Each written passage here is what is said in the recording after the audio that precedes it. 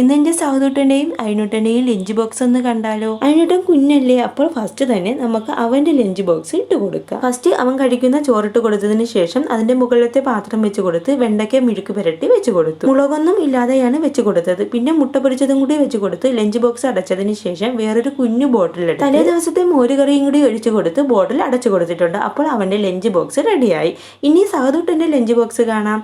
അവനും ഇതുപോലെ തന്നെ ചോറിട്ട് കൊടുത്ത് വെണ്ടയ്ക്ക മിഴുക്ക് പുരട്ടിയും മുട്ടയും ചോറിന്റെ മുകളിൽ തന്നെ വെച്ച് കൊടുത്തതിന് ശേഷം അവന് സ്പെഷ്യലായിട്ട് അച്ചാറും കൂടി വെച്ച് കൊടുക്കുന്നുണ്ട്. ഇളയവൻ അച്ചാറ് കഴിക്കില്ല, അതുകൊണ്ടാണ് അവന് വെച്ച് കൊടുക്കാത്തത്. ഇനി ലഞ്ച് ബോക്സിന്റെ കൂടെ കിട്ടിയ കുഞ്ഞു ബോക്സിൽ മോരുകറിയും കൂടി ഒഴിച്ചു കൊടുത്ത് അടച്ചു കൊടുക്കാം. അപ്പോൾ അവന്റെ ലഞ്ച് ബോക്സും റെഡി ആയിട്ടുണ്ട്. ഇളയവന് സ്നാക്സ് ആയിട്ട് നമ്മൾ വീട്ടിൽ ബ്രേക്ക്ഫാസ്റ്റിന് ഉണ്ടാക്കുന്ന എന്തെങ്കിലും ഒരു ഐറ്റമാണ് കൊടുത്തു വിടുന്നത്. ഇന്ന് നമ്മൾ രാവിലെ ഉണ്ടാക്കിയത് അപ്പമാണ്. അത് കുഞ്ഞു കുഞ്ഞു പീസുകളായി അവൻ കഴിക്കാൻ എളുപ്പത്തിന് ഇട്ട് കൊടുത്തിട്ടുണ്ട്. അതിന്റെ മുകളിൽ തേനും കൂടി ഒഴിച്ചു കൊടുത്ത് ബോക്സ് അടച്ചു കൊടുത്തു.